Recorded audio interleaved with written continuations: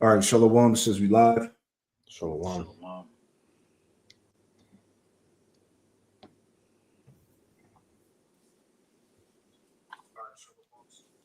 right, we live. Hey, Shalom. GMS Charlotte back at you with another midweek camp for the Holy Spirit, the Rakah Kodash. And before we get started, we want to give all the praise, honor, and glory to Yahweh, Bahasham, Yahweh Shai, Bahasham, Rakah Kodash, Rakatah. All right, hey, Shalom, a double honors to the apostles and elders who taught us his truth. Double salutation to all you Akim out there laboring in the house of David, the elect, pushing his word with all truth, righteousness, and sincerity. Shalom to you, brothers, and shalom to the elect. Shalom. Hey, bring it out for me real quick. Let me my damn back. Salakia. Bro, give me 1 second. Hey, priest, open it up real quick. Let me go get my back brace. Con. Salakia.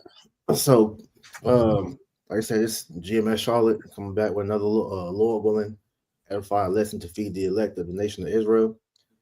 And pretty much, in this lesson, we wanted to go into, the parallels of, ancient Rome and America, because as we know, we see America following the same path that ancient Rome did.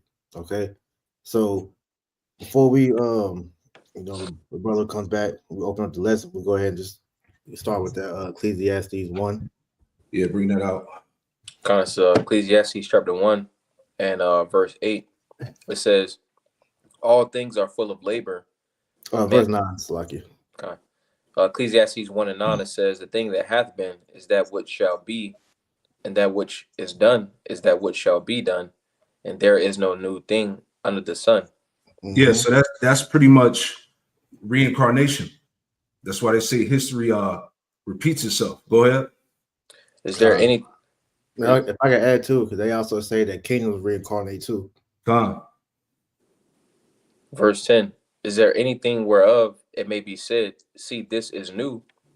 It hath been already of old time, which was before us. Because when you read this in the NLT, start back at verse 9, it says, history merely repeats itself. It has all been done before. Nothing under the sun is truly new. Sometimes people say, here's something new, but actually it is old. Nothing is ever truly new. And when you see the parallels of how America is being ran, this is literally the Roman Empire, all over again, man. All right. Because today we're in a more technological version of that Roman Empire, but nonetheless, the parallels are still the same. All right. You see it's the same, style buildings. You see buildings like the Capitol building, you got the modern day Coliseum where these sports are being held. All right, the government being ran the same. All these different things are showing that this is Rome all over again, man. That's right. So in this video here, let's pull it up. So in this video here, it goes into how the American Empire is mirroring the ancient Roman Empire exactly the same. All right. So pretty much we're going to go through the parallels of what happened in Rome and what's going on to this very day.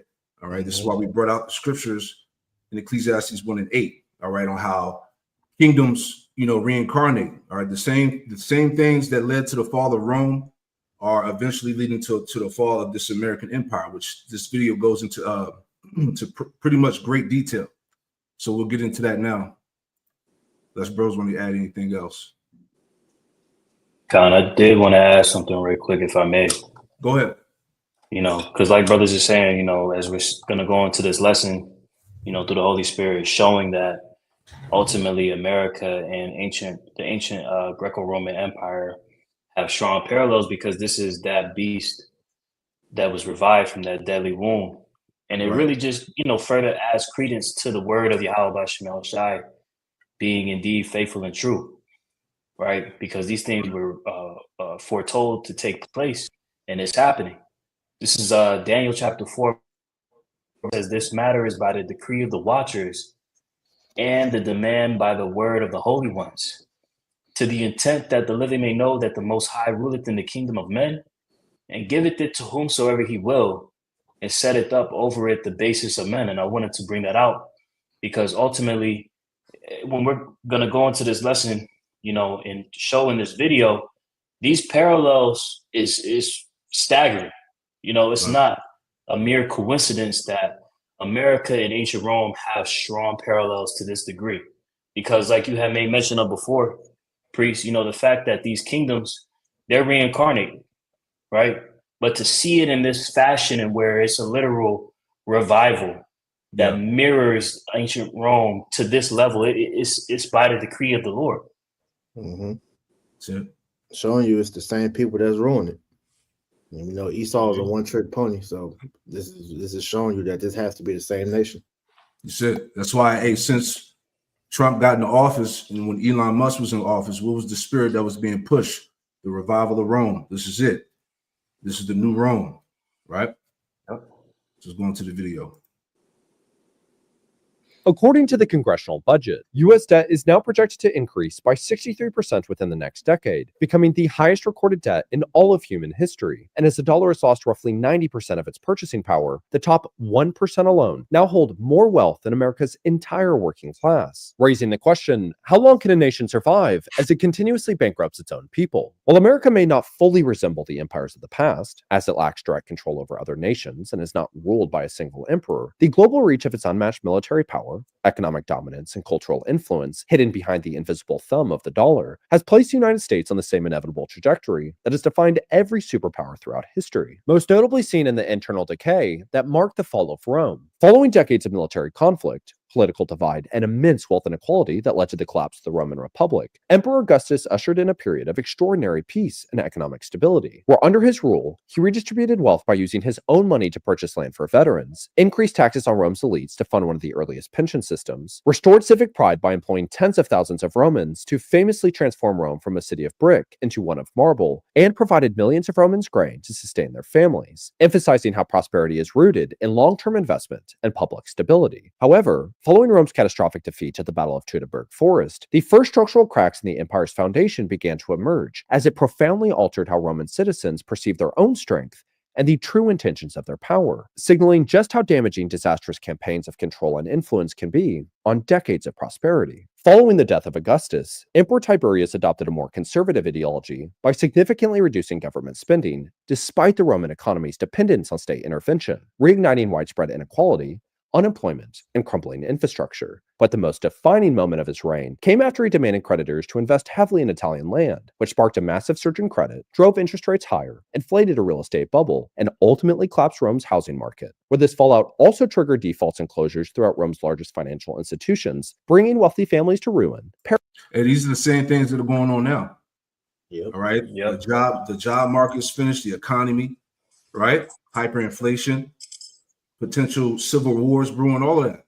Same things that collapsed the Roman Empire. Same things are happening here.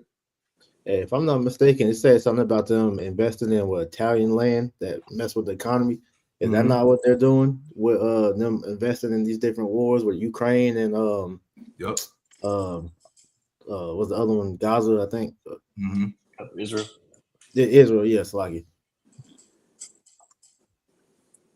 Paralyzing trade, driving up unemployment, and eventually forcing Tiberius into a massive no-interest bailout to rescue the banks and elite creditors, revealing how the cost of concentrated wealth and over-leveraged economies ultimately fall on the public. And while the empire eventually recovered, this moment marked the early ignition of a slow compounding decay that would define the fall of Rome. The centuries that followed were plagued by excessive spending, hedonistic political leaders, unprecedented currency debasement, a lack of internal investment, outsourced labor, endless war, immense wealth inequality, and a slow erosion of moral fabric, where after periods of Hey, you heard all that. The slow erosion of moral fabric, the decay of the economy, the people, right? Same thing. severe economic collapse or civil war, a new leader would emerge, promising Res Publica Restuta, to restore Rome to its former greatness. Emperor Severus, for example. Yeah, so that's the point I wanted to make right there. Let me go back. Have we not heard this before? Wealth inequality, and a slow erosion of moral fabric, where after periods of severe economic collapse or civil war, a new leader would emerge, promising Res Publica Restuta, to restore Rome to its former greatness. See, same spirit. Make America great again. Make America great again. It's the same spirit. All right, can we get that real quick? Jeremiah 51. Babylon can't be healed. Right? I'll grab it. And I got it pulled up on the screen here.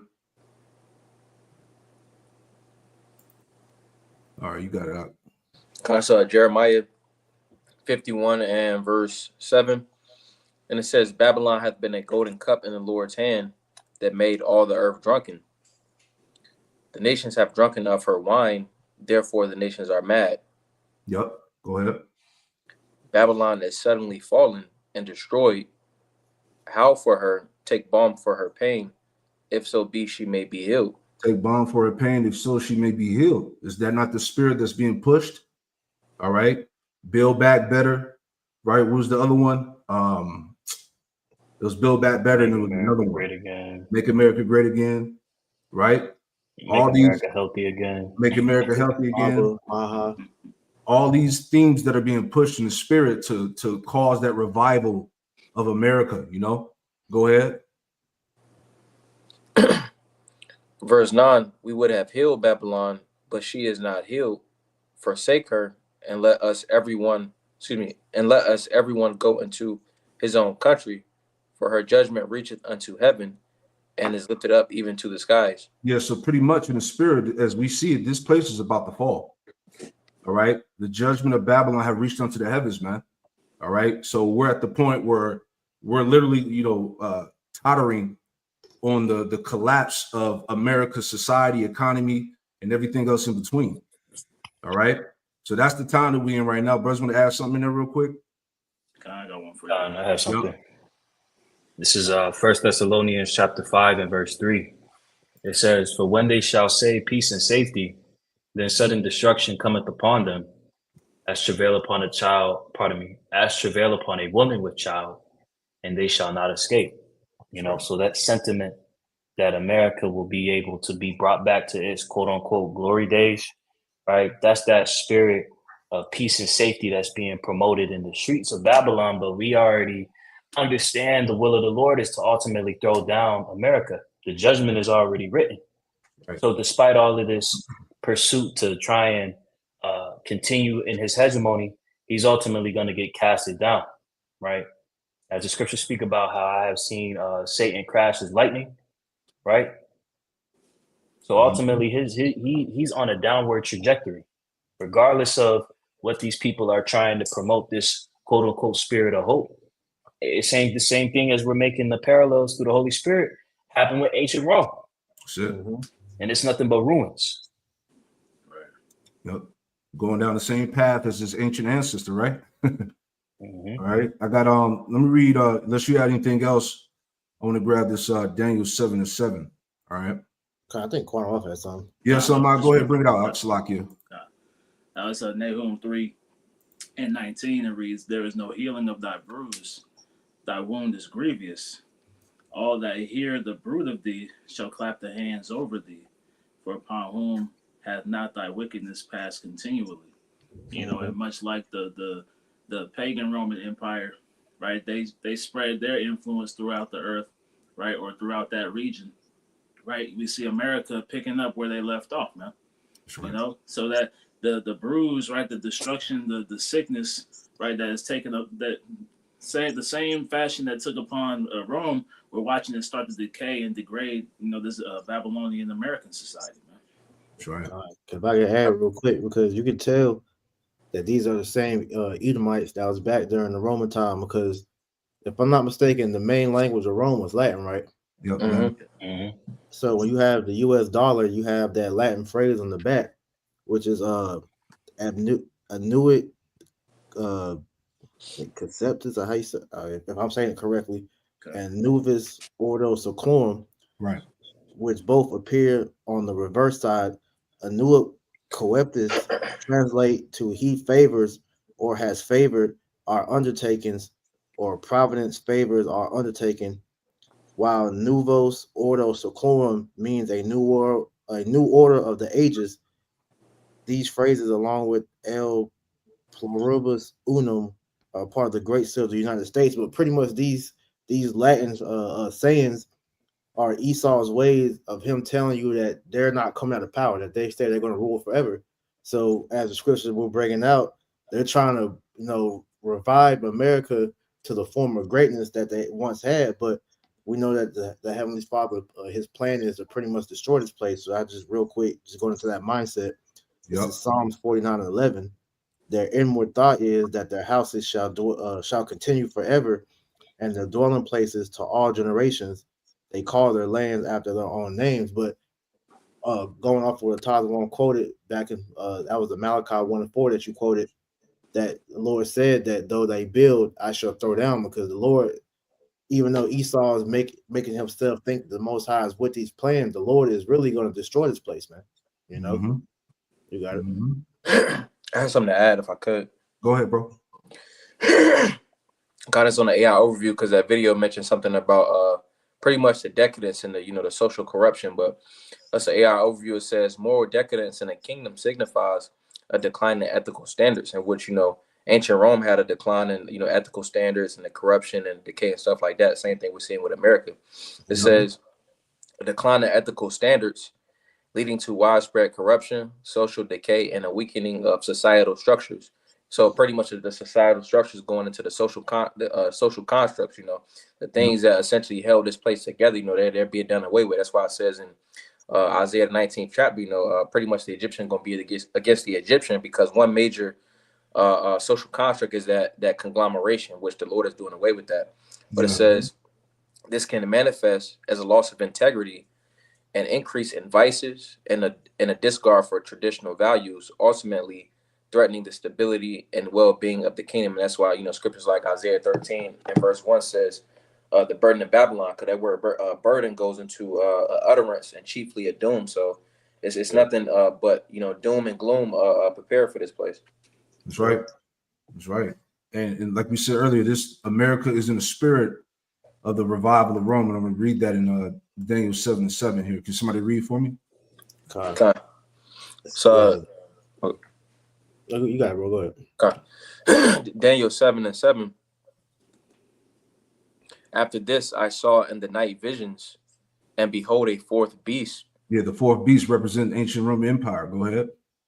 Dreadful and terrible and strong exceedingly, and it had great iron teeth. Yeah, representing pretty much the Roman army. All right, and they were known for the use of the steel, of the iron. All right, they had a massive military force. Go ahead.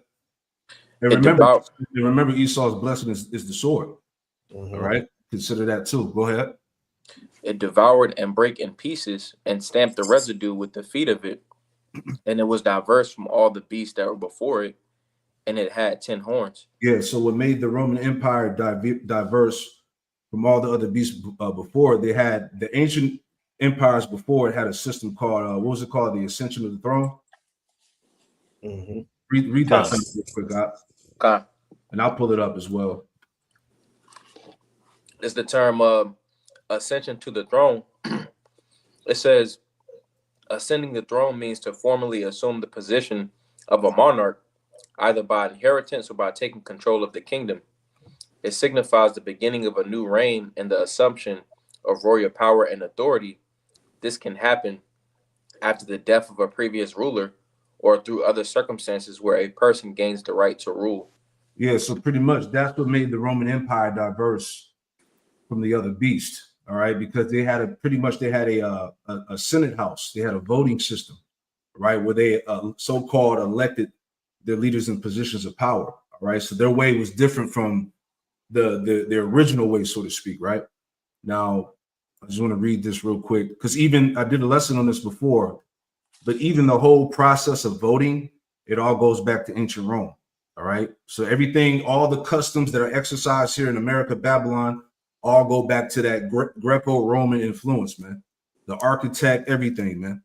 All right, but anyway, this is from learnancientrome.com, and it goes into where do citizens vote in ancient Rome. And I just want to read these two paragraphs.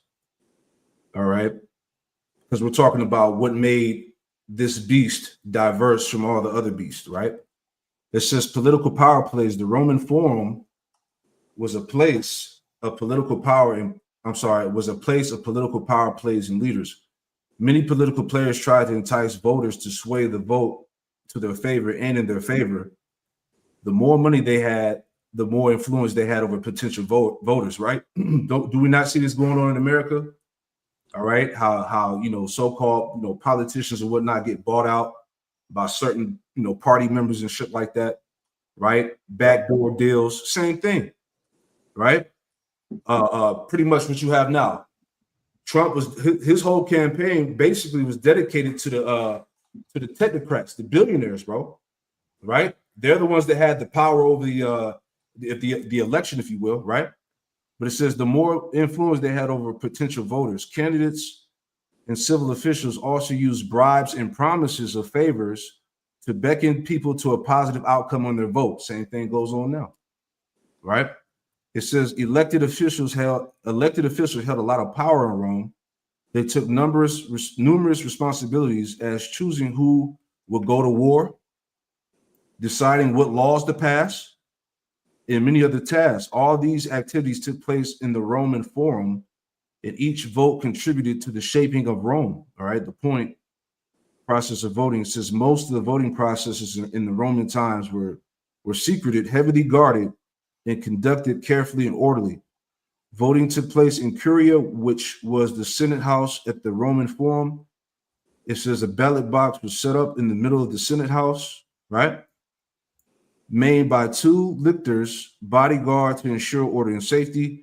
When it was time to cast a vote, citizens would come up one at a time to the lictors and put their ballot out of a chest. They would go to the ballot box, place their ballots in the box, and leave. After all votes were placed, the lictors would count the ballots, declaring the results. All right, so it's the same thing. All right, but the point is that this all is tied into the revival of Rome. Let's read on. Just want to bring that out. Go ahead. Verse 8, Daniel. May I get a quick precept, Zaquan, if I may?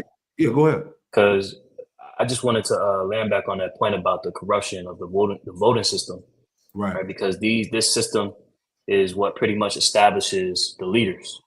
Right. This is Proverbs chapter 28 and verse 16 in the Amplified Bible translation. It says, "A leader who is a great oppressor lacks understanding and common sense, and his wickedness shortens his days. But he who hates unjust gain will be blessed and prolong his days." You see? So as we see these leaders, like you said, Zaquan, this whole recent administration under Trump, this just pretty much ushered in these technocrats to where these elites are planning to establish this NWO. As the Spirit has been going into in numerous lessons and epistles, focusing and harping on these people that are in these positions of influence, they're bought and paid for. And their whole intent is to try and usurp the authority of the Most High and try to actually accomplish that ill thought in their mind that they're going to be gods on earth, right? But that's setting a cap as to how far they can go, because this is the exact same thing that they did back then in ancient Rome, setting up these leaders that were corrupt, and they weren't actually favorable leaders to actually lead the people to have a prolonged kingdom. It's no different. Because if I can add to that, because that's why in the laws it talks about a judge. That's essentially the leaders. They weren't supposed to be taken by different bribes and stuff like that. When it comes to positions like that, the person in power should have enough integrity not to be bought out. Facts. But I'm trying to find that scripture that talks about the 2 wings dealing with the Revelations. Yeah, we're gonna get that. We're gonna get that. Okay. That's the Spirit. I was trying to find a scripture about what you were just saying about pretty much how when a man taketh a bride, he becomes corrupt. Yeah, I'm trying to look for that one too. I got one for it too. Yeah, if you can find it, because that's a good scripture, man. And it's the same shit that goes on here amongst so-called American politics, man. All right, none of these people have the favor of the people in mind at all. Right? Most of them are bought and paid off by APEC, the small hat offices, all of that, man. So they're all in there for specific agendas, I got one. I don't know if this is the one that you're talking about, but this is Deuteronomy chapter 16, verse 19. Let me get in the King James. Hold on. Yeah, you can use that. Deuteronomy 16:19, thou shalt not wrest judgment, thou shalt not respect persons, neither take a gift, for a gift doeth blind the eyes of the wise and pervert the words of the righteous. Right, and you know what? A good scripture I was thinking to add on to that is about Habakkuk 1:4, where it talks about pretty much the righteousness is corrupt, the law is slacked. Yeah. Right, and the reason because of that is because the leaders are corrupt. Right, righteousness doesn't go forth, basically. Right, you have some Salaki. I think I found the one you're talking about. This is Exodus 23:8. It says, and thou shalt take no gift, for the gift blindeth the wise and perverteth the words of the righteous. Was it that one? Yeah, that's a good one too. All right, but what the fruit of that is what? Corrupt judgment. Right. Now I want to just read that in NLT, that same verse you brought out, Deuteronomy 16:19. It says in NLT, it says, you must never twist justice, right? Or show partiality, neither accept the bride, for brides blind the eyes of the wise and corrupt the decisions of the godly. See that? And as a result of all of that, this is why America's under a corrupt and horrible leadership. Right? Mm-hmm. So let's go to the matter of fact, let's keep reading. Let's read down to Daniel 7 and 8. Then we get that Revelation 13 and 11. Kind of, if I could add to that, because the whole reason why that led to that fall, because a lot of the people that try to come into that that position, they may start out coming into it with righteous means, but over time, like I said, Esau will use that money and that that power to pretty much try and lean on them to make it to where they eventually fall to their whims. Because when you look in the different Roman government positions, it was a lot of nefarious means, people killing other judges to get up in that seat and different things like that. A lot of the different seats in the Senate, presidents, all that, they were killing each other so they can get in those positions of power. Yep, exactly. All right, let's read on in that verse. Daniel 7 and 8. I considered the horns, and behold, there came up among them another little horn, before whom there were three of the first horns plucked up by the roots. Right. So that little horn representing America, all right, which all ties into what we're bringing out here, the revival of Rome. All right. It says there came up among them a little horn, before there were three of the first horns plucked up by the roots. The three of the first represent Spain, the British, and the French. All right, who the three main shareholders of America. That's why you had those American Revolutionary Wars. Yep. Right. The Edomites were fighting over basically the land and the resources of America at that time. Right. Go ahead. I read on. And behold, in this horn were eyes like the eyes of man, and a mouth speaking great things. Right. So this horn that was raised up representing America, Babylon, is controlled by Esau. Right. And it says his eyes were like a man and his mouth speaking great things. Right. So that man representing Esau in power and speaking great things, going into pretty much his science, his technology, right, his ideology, these things that are pushed over Yahweh Shem Yahushua, right? So let's from there, before we go back to the video, I want to make one more point, well, a couple more points in the scriptures, and we'll go back to the video. Let's go to verse, let's jump up to verse, same chapter. Let's jump up to verse 19. All right, just making that point, the revival of Rome, tying it back to America. All right, so this is Daniel 7 and 19. You can read it out. Okay. It says, then I would know the truth of the fourth beast, which was diverse from all the others. As we just explained, right? What made the ancient Roman Empire diverse from the other nation, the other beasts. Go ahead. Exceeding dreadful, whose teeth were of iron, and his nails of brass, which devoured, break in pieces, and stamped the residue with his feet. Keep going. And of the 10 horns that were in his head, and of the other which came up, and before whom 3 fell, even of that horn that had eyes and a mouth that spake very great things, whose look was more stout than his fellows. Yeah, because America, right? These Edomites, especially these Edomites here, they're proud. They're the proudest, Mhm. out of the rest of their counterparts, man. Right? Dealing again with that little horn that came up. Go Mhm. ahead. I beheld, and the same horn made war with the saints and prevailed against them. Yeah, see, and that same horn, which is America, made war with the saints and prevailed them, because this is how we were put under captivity right here in America, Babylon, man. Yep. That's what happened. Jeremiah 50 and 33, Judah and Israel went into captivity together. All that held them fast refused to let them go.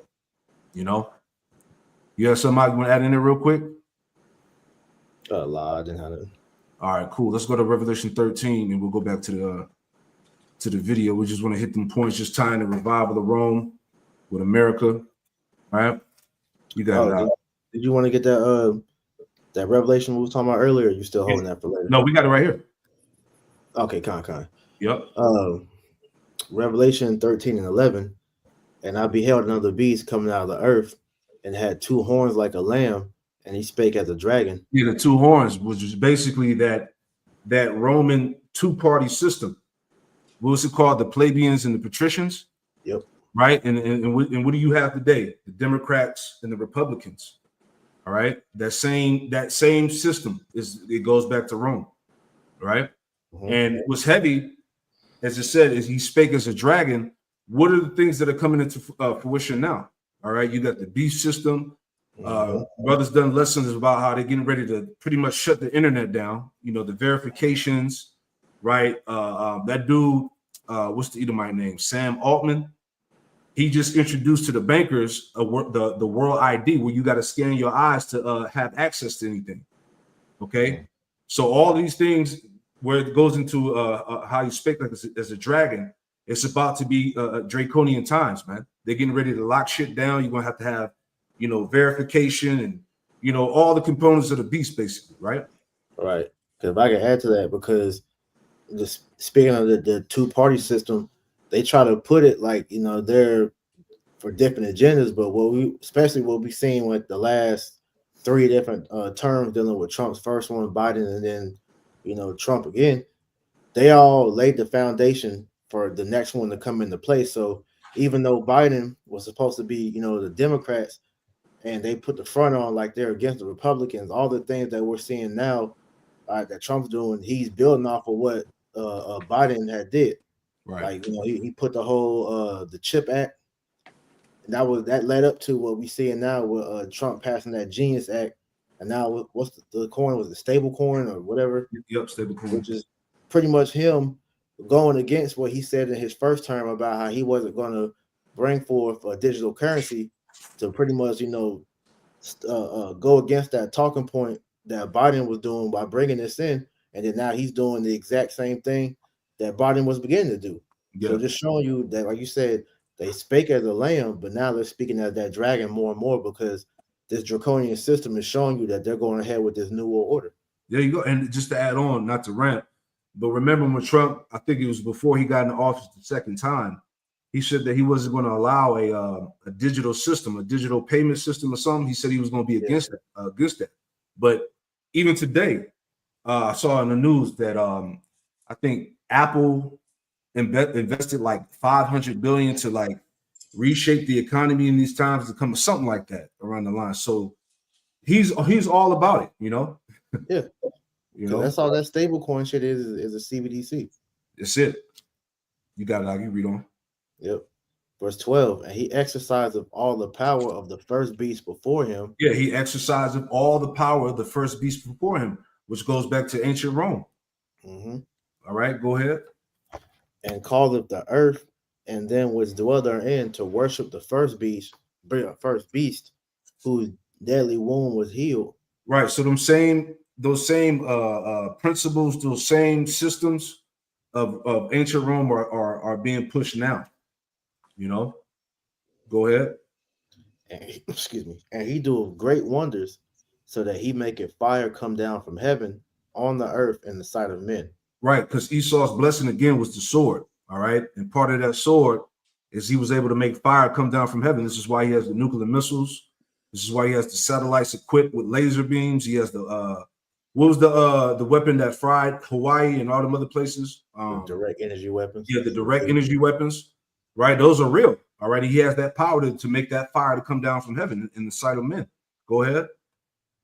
It says that he do great wonders so that he make a fire come down from heaven on the earth in the sight of men, and deceiveth them that dwell on the face on the earth by the means of those miracles which he had power to do in the sight of the beast. What is he doing now? What is he doing now? Part of those miracles that he's doing in the sight of the beast. He got this technology, the left hand. All right. The chip is being pressed. All right. The like we talked about, the world ID, the global surveillance, right? All these different, miracles in this false technology, if you will. Go ahead. All right, the promise of immortality. Yep. Go ahead, bro. Got slightly. Because when you read that in the NLT, it says he pretty much they did this on behalf of the first beast. Right. Ooh. So they're doing this because it's the same agenda, right? They're moving in the same way that the Roman Empire would have if they had the technology to have. Yes. Yeah, because I can add to that, because you're seeing, like, when we read the first Maccabees dealing with Antiochus, he was trying to bring in the that everybody being one people. This is that new world order. This is they're finally trying to do that what they couldn't do back then, because the whole point of all these people that was in the position to try to bring in a one world order, they couldn't track everybody at one time. So now they're doing this with this technology, showing you that Esau is at his peak of pride because he feels like he has the ability to finally obtain what other tyrants couldn't, as you heard that quote from Yuval Noah Harari say. Yeah, that's heavy, brother. And this is him performing a modern day way of branding through the chip. Exactly. So now they can see everything, they can track everything. Hey, the wearables, right? RFK, the wearables. Hey, that's leading to the chip, of course. But what that chip is going to do, they can track your vitals, your thoughts, your dreams. This man is literally going to be God over you, man. This is why it's so important for you to not take that mark, right? Not the rent, Go ahead, bro. Yeah, one more thing just to add to that, because you mentioned the branding, because both Greece and Rome both had a branding system. Like Rome, their branding system was that I forgot the exact name of it, but the ivory leaf thing that they would wear, they would get that branded on them, to prove that they were loyal to those Romans, man. So just showing you that this is what their modern day form of branding is, which is that digital oil that comes in the form of that RFID chip. Man, you got somebody tell one? All right, we'll read on. Back at verse 14, it says, "And deceiveth them that dwell on the earth by the means of those miracles which he had power to do in the sight of the beast, saying to them that dwell on the earth that they shall make an image to the beast, which had the wound by a sword and did live." Which had the wound by a sword and did live. How's it living, man? This revival of Rome we see today that's being exercised through America, NATO, and the EU. Yep. See? And it said that they should make an image to the beast. That's that Roman system that we just talked about, man. Now it's been modernized, right? Now, like you said, the branding system was always a custom of Greece and Rome, but now they have an updated version of it, which is going to be the chip. Yep. Now they can watch and control and see everything, man. You can't say this is the same spirit coming back, man. And then to add to that even more, what was Elon Musk saying during the whole presidential run all the way up until Trump won? He said Rome's not going to fall again. He said this is the new Rome. So let's prove that. Come on, man. The so-called Roman salute, that he was doing. So they're going to show you this is Rome 2.0, man. There you go, man. And that's why Yahweh Shai, it's key to understand why Yahweh Shai said, "Blessed are your eyes for they see, and your ears for they hear." Yep. All right. There's a reason why he said that. You got many men, as he said in that same chapter, many righteous men and kings and whatnot desire to see those things that you see and have not seen them, man. Yeah. Niggas are still arguing that Babylon is in Rome. You know, that America is not Babylon, you know, it's over in Africa somewhere, you know, like people can't see, right? But anyway, Salakia, let's finish it out and get back to the video. Let's read down to 18, you know. Okay. It says, verse 15, and he had power to give life unto the image of the beast, that the image of the beast should both speak and cause that as many as would not worship the image of the beast should be killed. Right. And he causeth all, both small and great, rich and poor, free and bond, to receive a mark in their right hand or in their foreheads, which we know to be the charagma, all right, which is the chip. And it said he causes all. So this is everybody. Okay. Again, him having access and control over everybody. He causes all. That word cause goes back to being made into law. So this is what we've been prophesying about. Eventually, that he's about to speak like a dragon, and this chip is going to be made mandatory for you to function in life. That's what we're talking about. Keep reading on. Point, verse 17, and that no man might buy or sell save he that had the mark or the name of the beast or the number of his name. Yeah, and that's what these camps continue to skip over. Yep. Right? Nobody but us has addressed how you're going to be able to buy and sell with that mark, with that chip.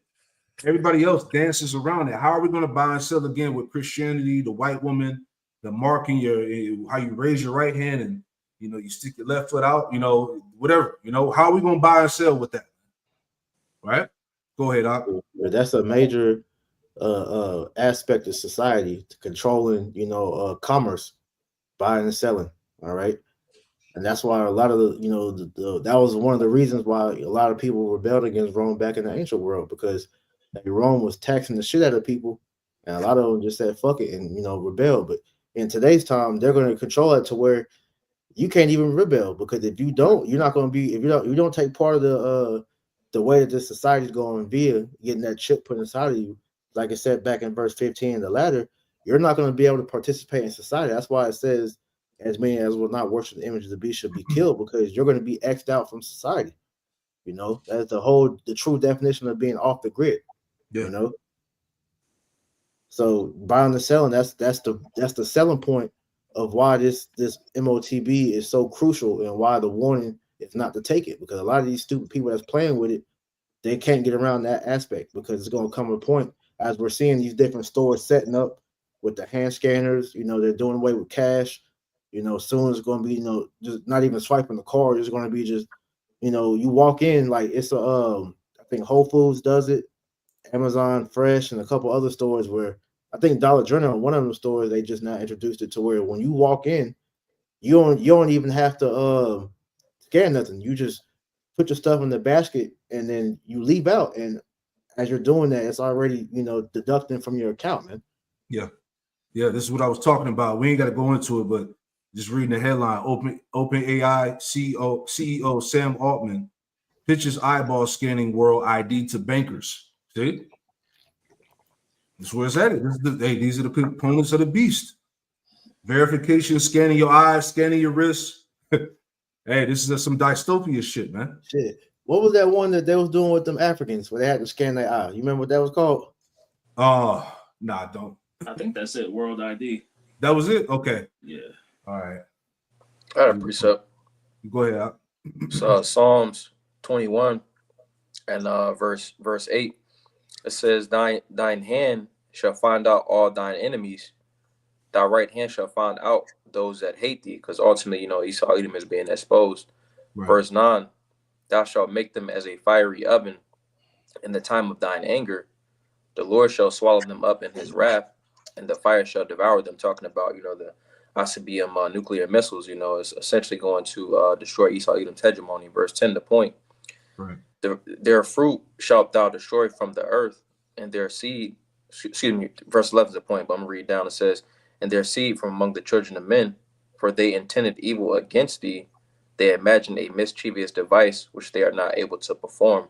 And pretty much, you know, how the stage is being set, you know, with the open AI or the world ID. You know, I seen something the other day, you know, to where, you know, like you're riding the interstate, and they pretty much can look into your car, and they pretty much can use AI to pinpoint where you're going to be at, at a specific time, to where a state trooper is at, and they can pull you over. So all of this is being pretty much bottlenecked into the NWO with that Karagma. But right. in the end, Esau Edom isn't going to be able to get his enterprise fully off the ground. God. It was called a world coin, because what it was, they would get them Africans to scan their retinas to that thing, and they was giving them $50 in cryptocurrency. There you go. Nope. We finish it out and we'll go back to the video. Revelation 13:18. Here's wisdom. Let him that hath understanding count the number of the beast, for it is the number of a man, and his number is 666. Yeah, 666. Chai size stigma. All right. And you got to have the wisdom to be able to see what Apostle John was breaking down, man. All right. And many don't have the wisdom to see it. This is why they're saying everything outside of it being the chip. Right. But anyway, let's go back to the video. Matter of fact, let me close it out because it might shut the audio off. So let me just go back in. I want to correct myself. The device that they was using to scan the people's eyes was called the orb, and WorldCoin was the currency that they was giving those Africans to do that. Huh. So they said the whole goal was to use this to scan everybody's eyes on the earth so that they can get their biometric data. There you go. There's no denying this thing, man. There's no denying it. Let me pull it back up.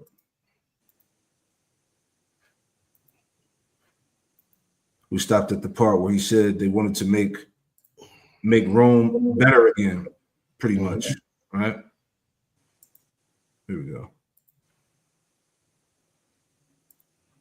Erosion of moral fabric, where after periods of severe economic collapse or civil war, a new leader would emerge, promising Res Publica Restuta, to restore Rome to its former greatness. Emperor Severus, for example, ironically minted coins bearing the title Restutor Urbis, or restorer of the city, despite devaluing Rome's currency even further by flooding the markets with the newly minted coinage and accelerating inflation, where the Roman poet Juvenal would later summarize Rome's internal decay, writing, "If the old emperor had been surreptitiously smothered, the same crowd in the moment would have hailed their new Augustus. They shed their sense of responsibility long ago, when they lost their votes and the bribes.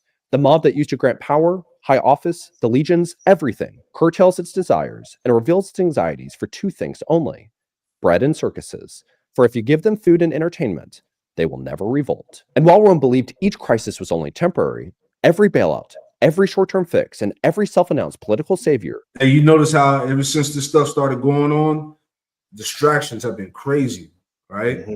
It's been going to a next level. All these scandals and controversy shit going on in Hollywood, all of this stuff to keep people's eyes caught up in the things that don't matter, right? Right. Meanwhile, behind the scenes, he's getting ready to fucking, crash the dollar. He's getting ready to set up the system, right under the people's nose. Civil war gonna break out. Go ahead, Alex. Like it. If you watch the Gladiator 1 and 2, they talked about that. That was the whole reason behind the Colosseum.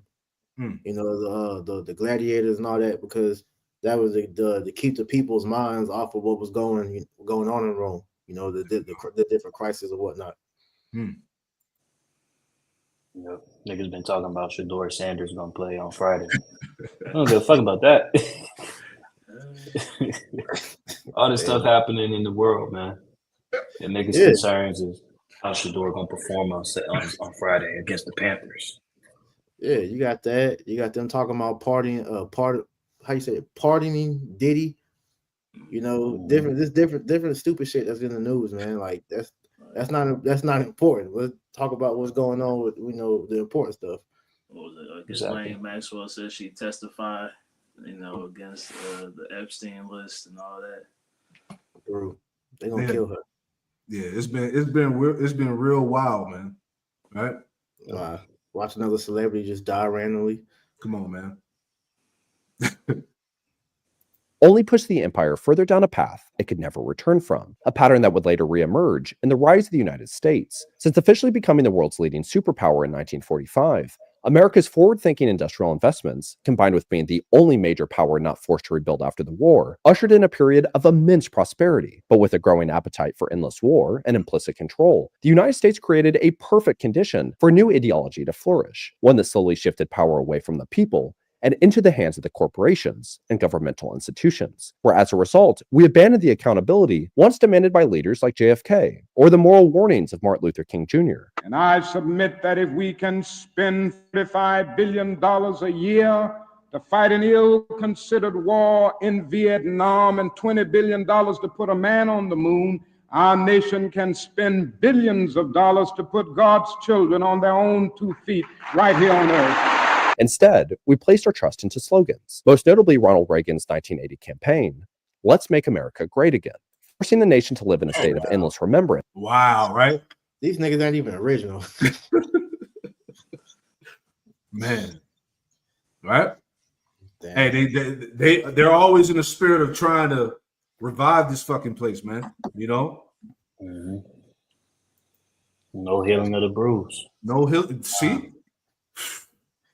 Right? You can't reverse what the Lord has already done. Now, you can't disannul, right? Let me get that. Salaki. Can you get that Isaiah 14? Right? Just read it off real quick. Isaiah 14, where it talks about you can't disannul what the Lord has already established, roughly paraphrasing.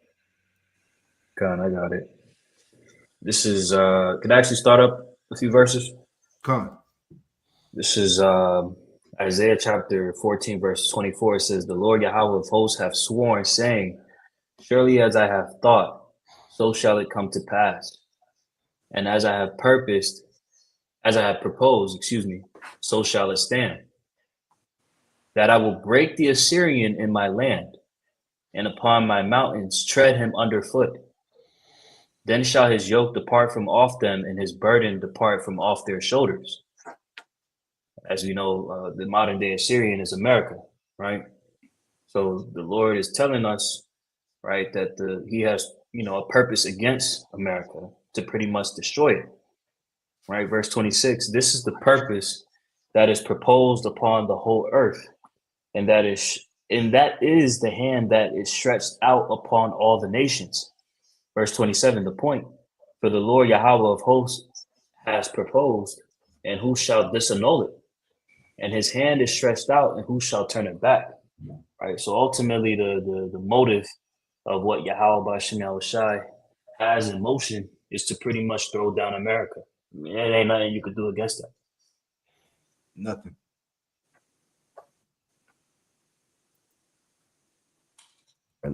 Rather than deliberate planning, effectively selling out future generations in pursuit of a ghost from the past. And while history may not repeat itself, it often rhymes, with the United States almost perfectly replicating the key events of the early Roman Empire. However, a substantial differentiator lies in the simple fact. See that? And that's why we opened up with was it Ecclesiastes 1 and 8 and 9? Mm-hmm. Right? There's nothing new under the sun, all right? The spirit of Rome has been reincarnated through America, man. And it's going out the same. The way it's going out parallels exactly the same. This is the point what he's making here. All right. That despite Rome severely debasing its currency, it remains largely tied to tangible value. When Augustus transitioned Rome from a republic and into an empire, the denarius contained roughly 98% of silver, where it took nearly 300 years for it to fall to just 0.5%. Where since the US removed the dollar from gold with the collapse of the Bretton Woods Agreement in 1971, the dollar has lost 88% of its purchasing power and roughly 99% of its value when compared to gold, forcing the nation to enter the highest levels of debt in human history, backed by a currency rooted entirely in trust. A trust that is now deteriorating at an unprecedented rate as the country continues to march towards moral bankruptcy. And while Rome may offer the most With scripture, Habakkuk, what, 2 and 6? Right? Let me get that real quick. Those heavy pledges, right? I got it. Yeah, You got it? Go ahead, Doc. Okay, this is Habakkuk 2 and 6. Shall not all these take up a parable against him, and a taunting proverb against him, and say, Woe to him that increaseth that which is not his, how long, and to him that ladeth himself with thick clay. You got it, Doc. All right, so like you said, those heavy pledges going into that debt. All right, America is suffering that same thing because when you go into that word decay, it's I forgot how you said the word. Budget. Go ahead. Yeah, weight of pledges, heavy debts. Because as I said at the beginning of the lesson, all right, America is in was it $15 trillion in debt, which is way more than that.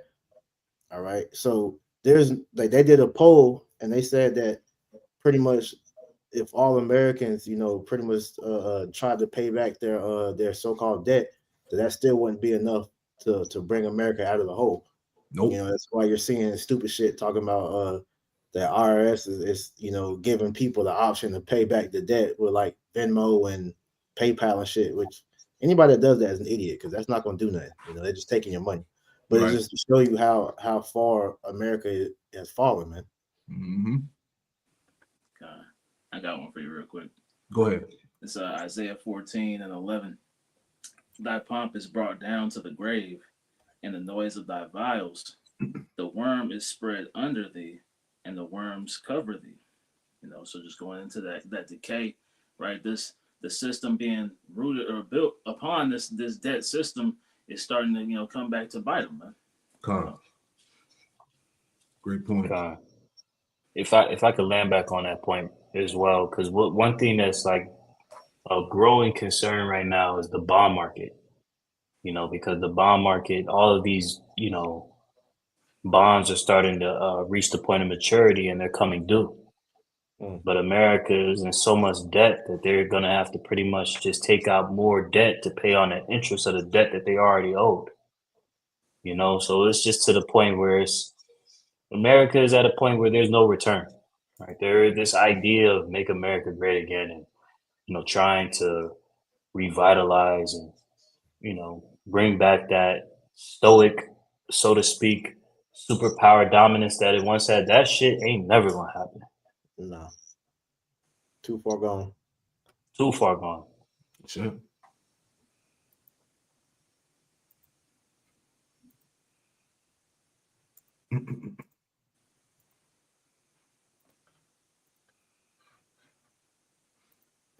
There you go.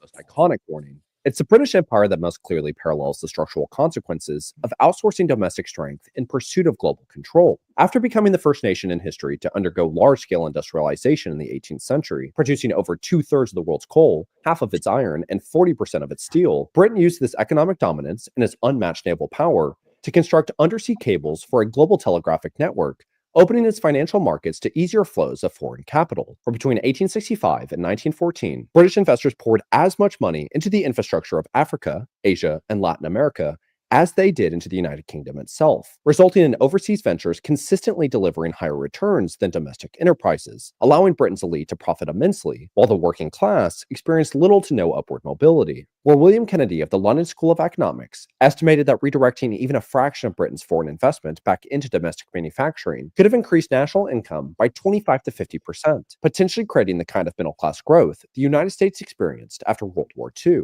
But instead, as financial institutions and overseas profits were prioritized, local industries decayed, wages stagnated, and working-class neighborhoods across northern England fell into long-term decline. And while Britain poured its limited domestic resources into defending a sprawling empire, the United States, benefiting from geographic insulation and cultural isolation, strengthened its industrial base and delayed entry into global conflicts, where two world wars country. Your mic got cut off.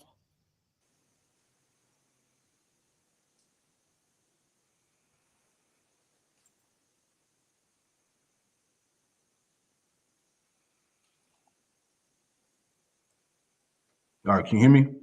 You hear you now. Yeah. Just go ahead. Do you got the link?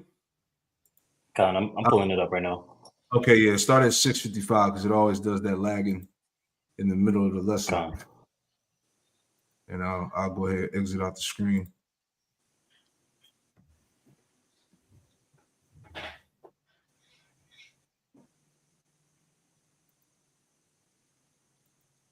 Bear with us. We're going to just pull it up. But these are all solid points that are being brought out.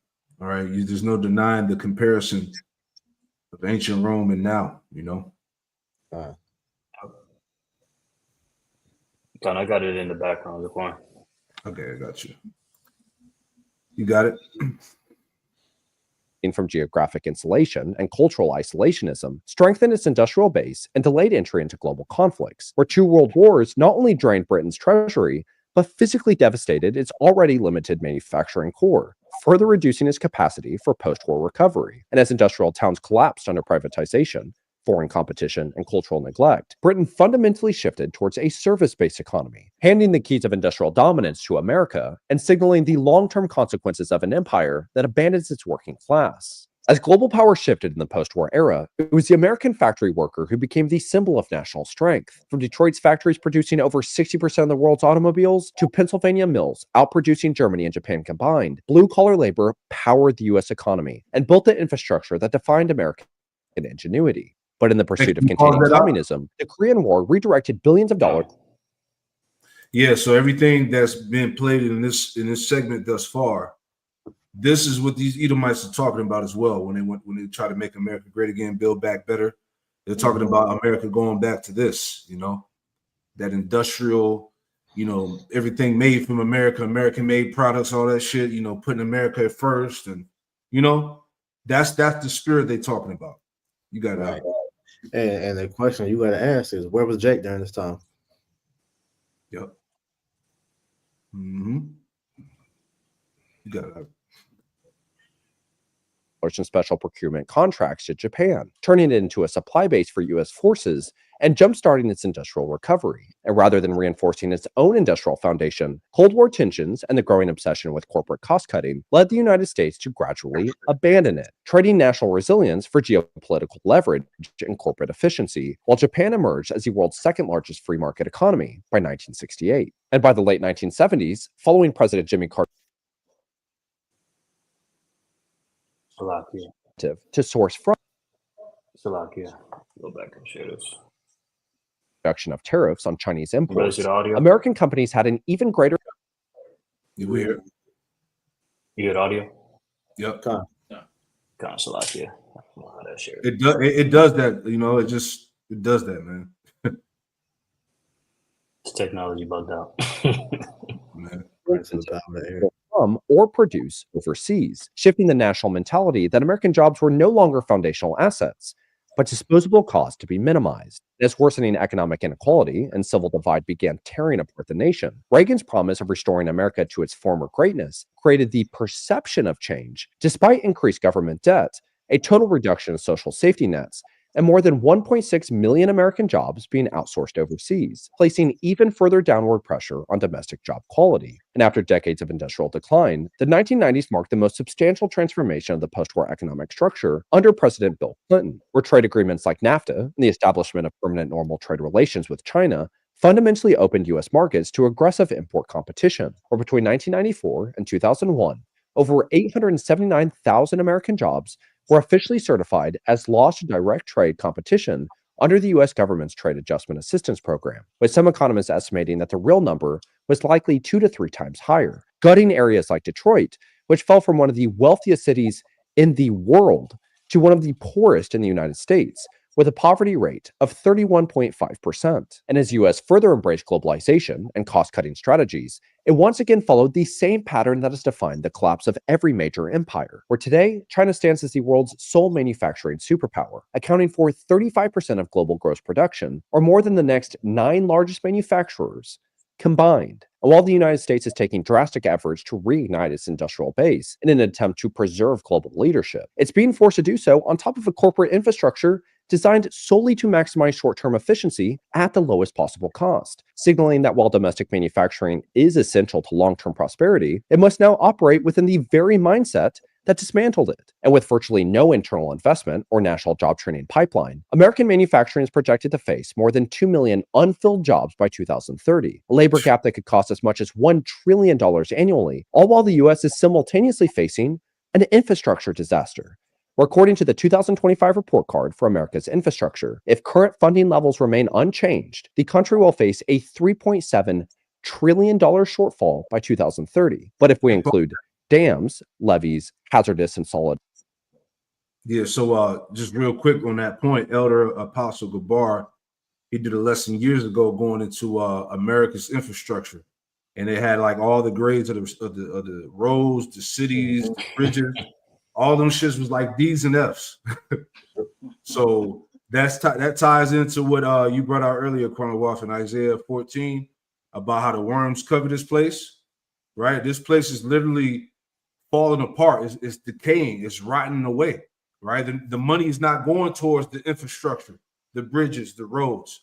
You know, certain cities, especially up north, them roads are fucked up, man. You go up to like Ohio, Michigan, up in fucking Philadelphia, New York. Them roads are trash up there, man. So you see all the money right now is really put into this war that's getting ready to start, you know. But I just wanted to add on to that point. Because it's like dealing with another word you can use for that is corrosion.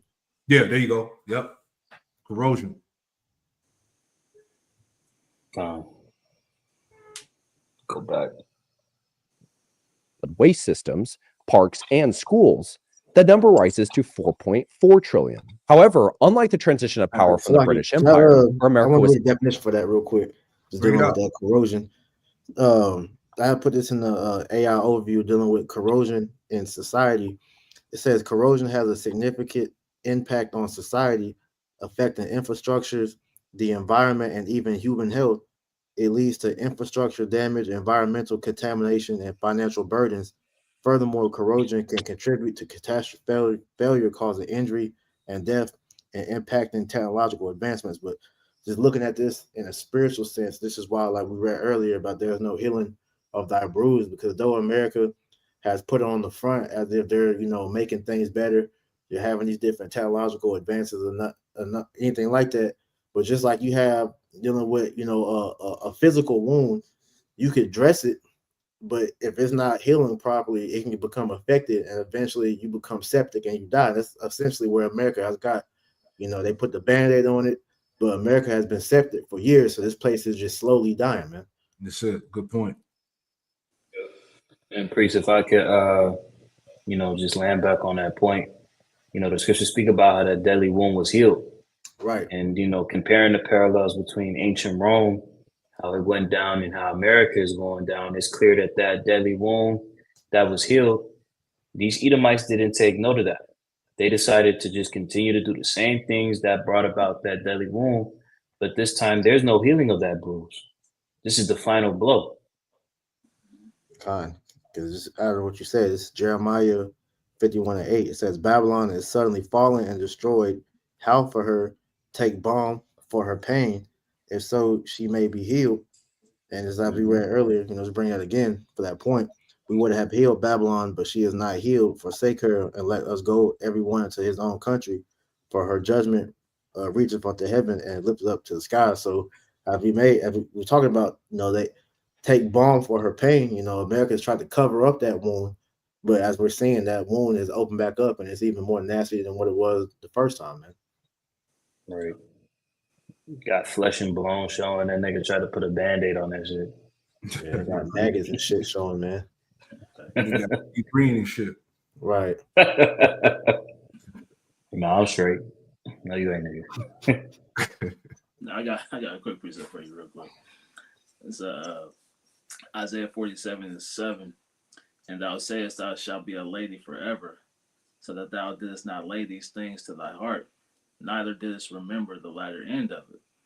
You know, so they're not looking at the consequences that befell, right, the Roman Empire, right? They're not, you know, drawing the parallels to what happened to them, right? Because they think they've overcome this wound, right? They think they've healed themselves, man. Yep. Gone. I'll go ahead and continue forward in the video.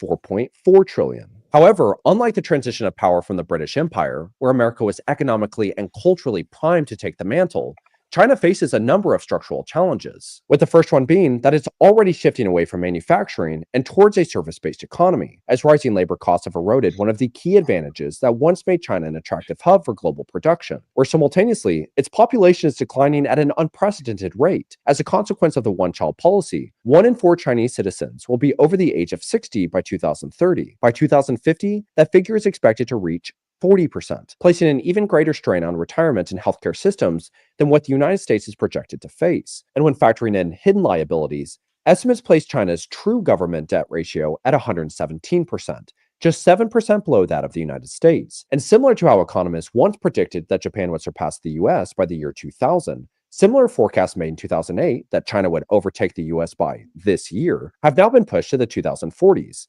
with growing doubts that it will actually happen at all, signaling that unless the United States faces a severe economic or global catastrophe, it remains on a trajectory far more reflective of Rome's bread and circuses, where collapse no longer arrives in the form of burning cities or toppled statues, but through an abandoned workforce, broken trust, and a generation that no longer sees a future worth building. Because throughout American history, the nation has fundamentally relied on outside enemies to inspire internal unity. But as the country has become so ideologically twisted, it's now collapsing inward, where the enemy. Can I get a quick precept on that? Yeah. Because you just saw that propaganda, right? You saw his utilization of that media to really create a storm, to have a sense of justification in what it is that he's done. But now we're seeing in this time of truth being declared, it's becoming blatant that this devil is a liar, right? And that a lot of these things that he's, tried to rally the people behind was nothing but bullshit. This is Psalms chapter 64 and verse 8. It says, "So they shall make their own tongue to fall upon themselves. All that see them shall flee away." Right? So as we're seeing this devil, his tongue is falling on himself, right? Because all of the things that he's done over years is coming to be shown that it was nothing but lies and deceptions. You even have these whistleblowers that are coming out telling you that all of these things, this propaganda that was being stirred up, over the past couple of decades, whether that be the war in Iraq, Vietnam War, the war on drugs, all of these various different quote unquote wars that Esau was like had been discussed in the beginning of this video, the endless wars that were pretty much being pushed so that Esau can maintain his dominance. We're now in that age of truth where it's being shown that it was nothing but lies, man. Mm-hmm. That's right. But as the country has become so ideologically twisted, it's now collapsing inward, where the enemy is anyone who doesn't align with one's personal beliefs. Republican fingers point downward at those deemed responsible for social and economic decay, while Democratic fingers point upward at the elite, blind to the fact that their beloved politicians are also seated at the table of greed, where decades of policy failure and the complete loss of social cohesion have not only bankrupted emerging generations, but their children as well. We prioritize the intricacies of AI in Apple's latest phone release, while nearly 50 million children remain trapped in an education system completely unprepared for the demands of the future, facing lower reading scores than in 1971, and with just 56% of fourth graders actually performing at grade levels in math. We blame minimum wage for rising prices, despite CEO stock-based compensation soaring 1,460%, while hourly wages have grown by just 17.5%. We worship media figures who selectively weaponize data to fit their own narrative, while they avoid the fact that homelessness has surged by 30% in just 3 years, and that childhood poverty has nearly doubled since 2022. Millennials and Gen Z are cast as society's scapegoat, despite living through the most unaffordable housing market in American history, all while holding just a fraction of the wealth their parents had. And yet we wonder why national pride has collapsed from 85% to 18% in just the last decade, as we continue to plunge into endless wars. Mm-hmm. Yep.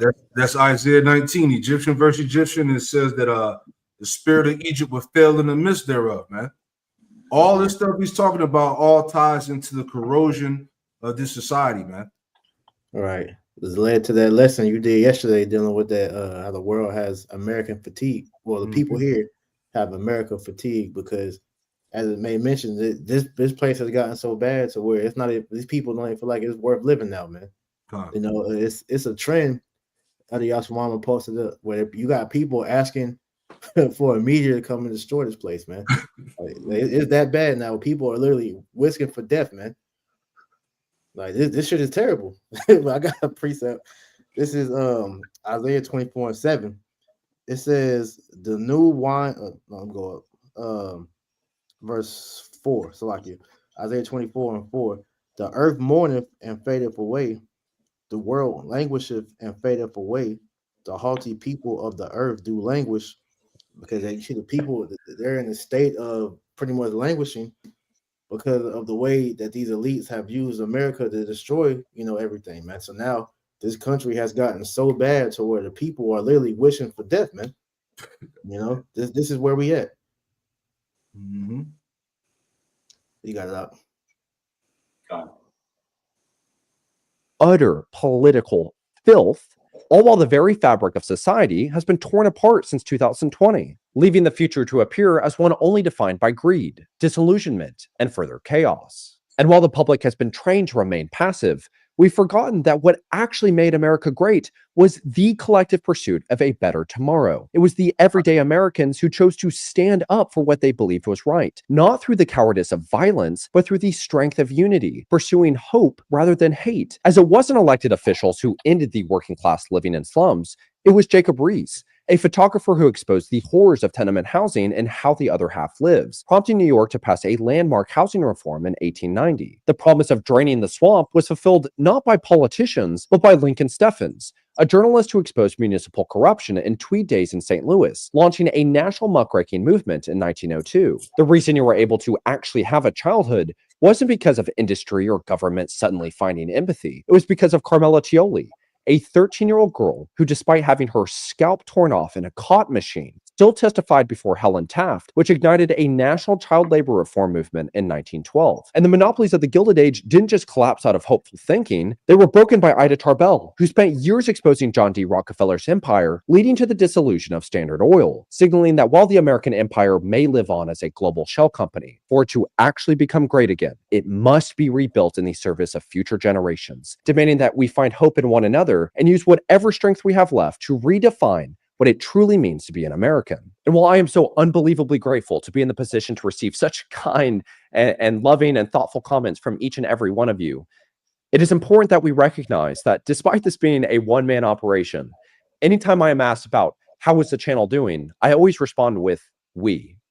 And while I am the one that is sitting in front of the camera, writing the scripts, doing the research, editing the videos, I fundamentally believe that you are a part of this journey too, that we are in this pursuit of a better tomorrow together. I don't see the point of having success by myself, or that this is some heroic journey on my part. I am no different than you. I get nervous before each one of my videos. I have to go through this whole process just before I film to make sure that I'm in the right mental state. Anytime I'm going to go meet someone, I'm in a long car ride, I'm thinking in my head, should I shake their hand or give them a hug? And whenever I'm at a restaurant and the waiter says, enjoy your meal, I say, you too. And I think it's important that we recognize that while there might be individuals that we aspire to be like, that we can't hold them in this like heroic light, and that we recognize that we have to begin pursuing a unified and collective pursuit for a better tomorrow. I think it is so important that Zaquan, it's like you had just quoted in Isaiah the 19th chapter, Egyptian against Egyptian. See, the mindset of what Yahweh Shemal Shai has planned for these people, they can't conceptualize, nor do they understand the severity of the times and seasons that we are in. This thing is being set up right now to where there is going to be civil war. People are going to stand up against one another, and they're going to go toe-to-toe with weaponry, invading one another's homes because of how gruesome it's going to get, talking about the little bit of strength that America has. We have to all collectively muster that together. Niggas is trying to fend for themselves. They're trying to muster enough strength for their own household. That's right. It's a dog-eat-dog world, and it's predicated by the rulership, man. Yeah, that's the word thought, man. They think that they can actually pull it off, that they can actually heal this place, right? I got one scripture, that'll be it. You don't got to play the rest of the video. He just ran, but the point was made. Let's get Job 25 through Job chapter 20 verse 5 down to 9, and that's all I got, man. I just want to make those points in this session. I got it. So Job, I got Job chapter 20 and verse 5. It says the triumphing of the wicked is short, and the joy of the hypocrite but for a moment. Though his excellency mount up to the heavens, and his head reach unto the clouds, yet he shall perish forever like his own dung. They which have seen him shall say, where is he? Yeah, America's glory days are done, man. Despite how these Edomites may feel, may speak. All right, it's already been sanctioned in the heavens that Babylon is going to be the last, heathen empire to fall. Mm-hmm. Okay, this is it. There is no China next, no Russia next, right? Israel is next. Esau is the end of the world. Esau is the end of the world, and Jacob is the beginning of it that follows, man. You can't disannul it. You can't change it, right? That's right. It's prophecy. Go ahead. Verse 8, he shall fly away as a dream and shall not be found, yet he shall be chased away as a vision of the night. The eye also which saw him shall see him no more, neither shall his place any more behold him. Yeah, this is it, man. This is the last hurrah for the Edomites, man. Really for the heathen in general. All right? It said that it says the eye also which saw him shall see him no more. Right? You're not coming back. It says neither shall his place any more behold. So this is it, man.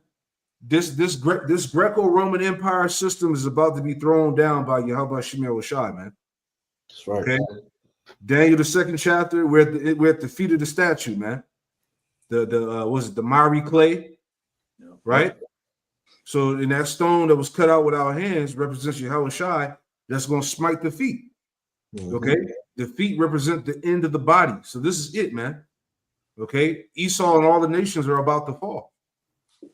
That was it. Whatever it was got, that's all I had. I had something in the AI overview because dude had mentioned.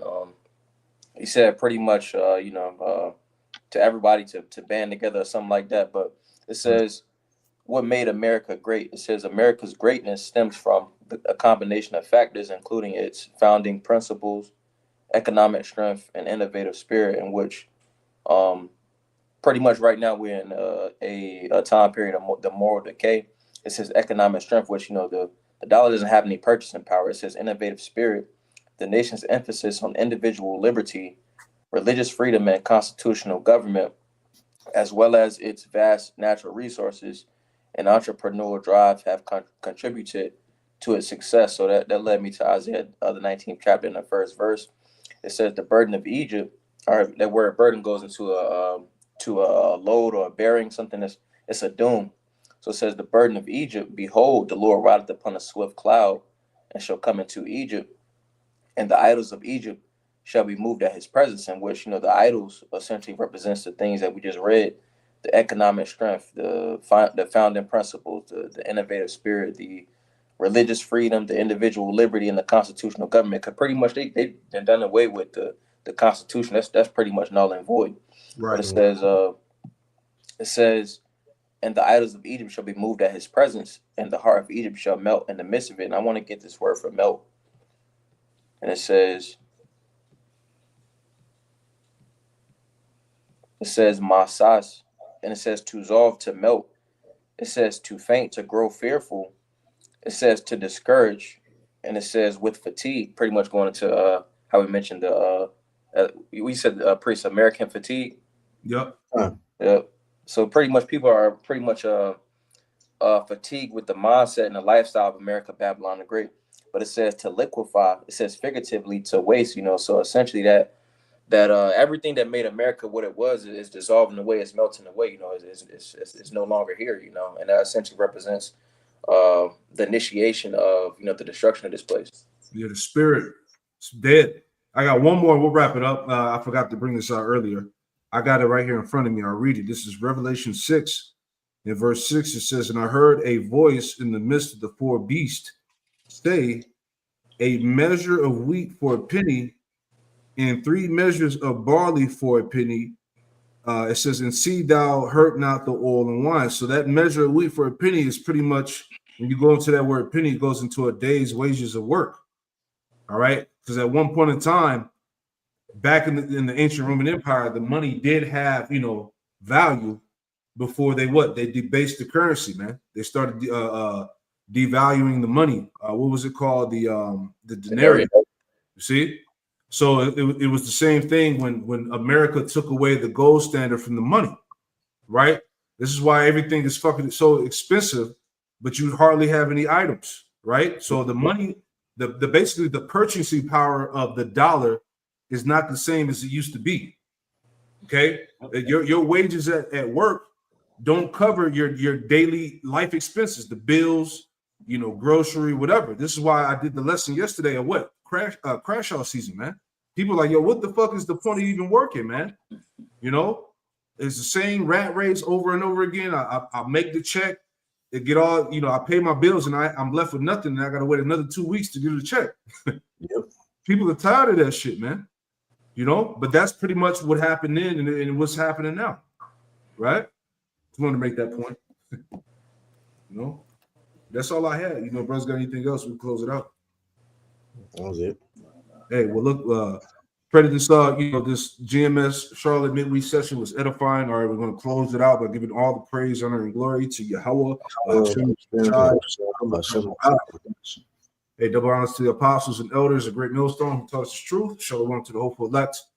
Till next time, make shalom. Shalom. Shalom. Yes, sir.